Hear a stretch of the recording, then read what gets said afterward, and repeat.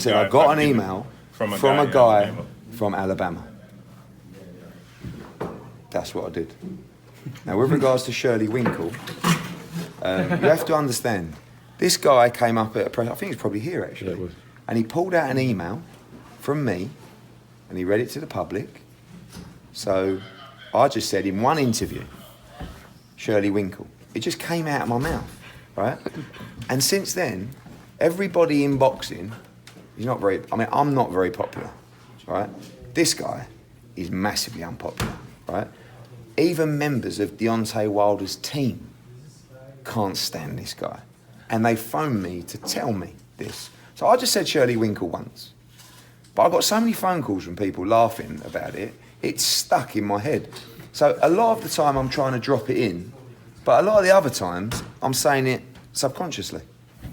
In fact, if I spoke to him on the phone, I would probably call him Shirley. In fact, I've now convinced myself that his name is no longer Shirley Finkel. It is Shirley Winkle. And that's genuine. That's not trying to be like clever or name calling. It's stuck so far in my head that I actually went to respond to an email today and I put, Dear Shirley. And, you know, I'm not... I sent my dad to see him once because you have to understand, we're very different, we're from very different schools, okay? You can't not have respect for an older person like that who's been in boxing for such a long time. He was involved in what? Tyson, Lewis. So, but there comes a time where they just don't have it anymore, you know? And it's time for the younger generation. So he can't, these people get really infuriated with me. A bit like Lou DiBella.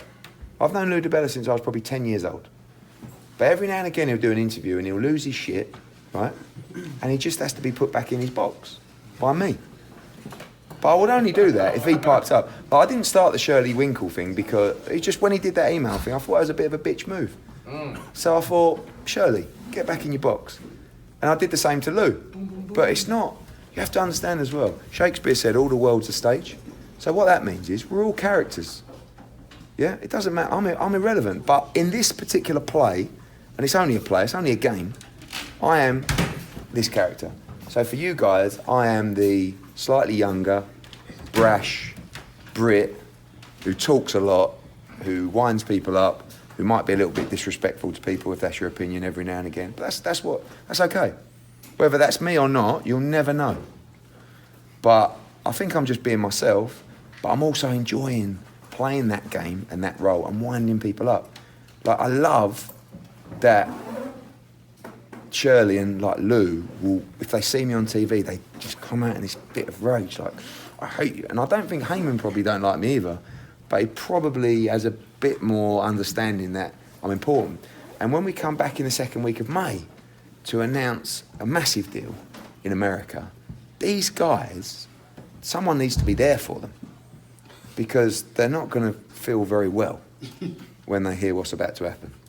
So why do you feel like the PBC is not successful? Again, I have a lot of respect for Al Heyman, and I don't want to comment too much on it because I do a lot of work with him and I like the people. There's a lot of money invested in the PBC. Okay? So I'm not sure how much is left. Can you promise the fans and the media that you're going to do your absolute best to make the fight between Wilder and Joshua next? Yeah, I'll be more honest than that. I will do my absolute best to work in the best interests of my client. Ultimately, my client, Anthony Joshua, is the complete boss of this operation. Okay? He doesn't work for me. I work for Anthony Joshua, and it's always been that way.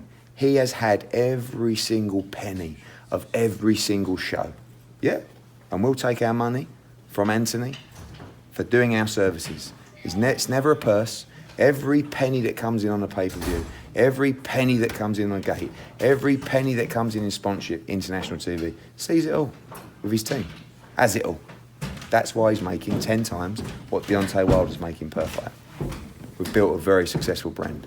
So I will do my utmost to deliver what Anthony Joshua wants me to deliver, which is the best deal for him, the right deal for his career, and the Deontay Wilder fight, which is what he wants. What did Anthony Joshua say about the $50 million offer?